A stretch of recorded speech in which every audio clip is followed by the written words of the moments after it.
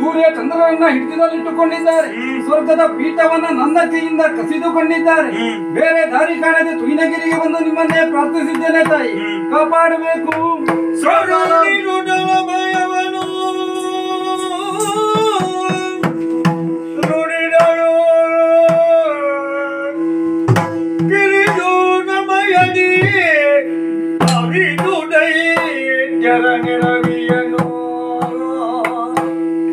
ಹೊರೆಯುವೆನು ನಿಮ್ಮನು ಮರೆಯ ಮಾತನು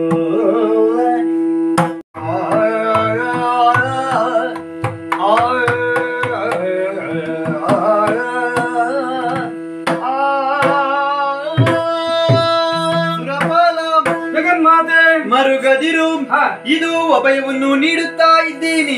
ಕಿರಿದು ಸಮಯದಲ್ಲಿ ದೈತ್ಯರನ್ನು ವಧಿಸಿ ದೇವಪೀಠವನ್ನು ಸ್ಥಿರವಾಗಿಸುತ್ತೇನೆ.